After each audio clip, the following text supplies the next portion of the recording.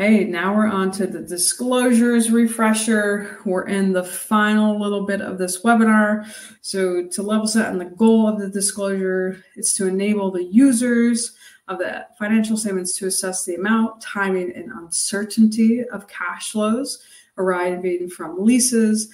This kind of makes sense, right? Because leases or real estate expenses are usually the second largest expense for any company, only second to payroll. And so people really want to know what is going on, what the company is leasing, what significant judgments are being used, how they can really dissect the timing of the cash flows so that they can forecast that.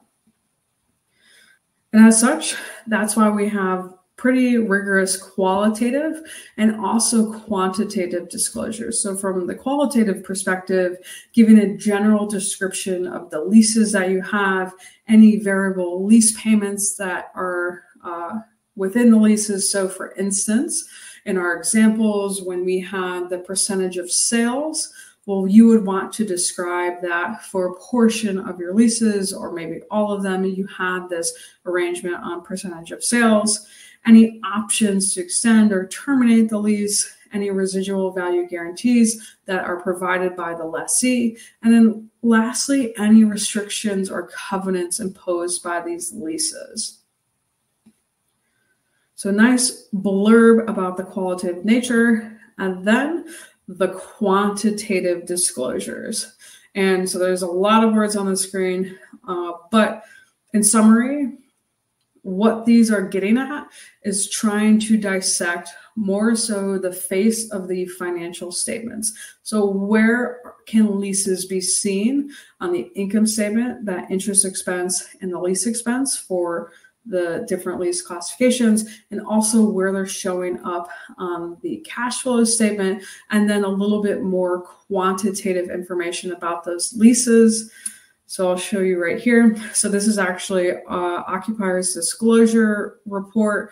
So you see here the lease expense up here. This is, again, trying to break down the income statement so that you can better see the amount of the finance lease expense based on the type, the operating lease expense, and then other unique types of lease expense, short-term, also variable lease expense, aka that percentage of sales would fall in here.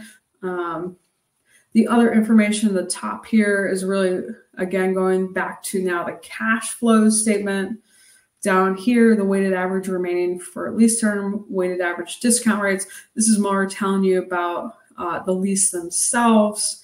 And then my personal favorite, I don't know why I always hated putting this together in an era before software existed, but the maturity analysis for both operating finance leases. So how much cash is going to go out the door next year and the next 5 years and thereafter, and then how does that get back to the balance sheet? So you're adding in that imputed interest. One of my favorites right here.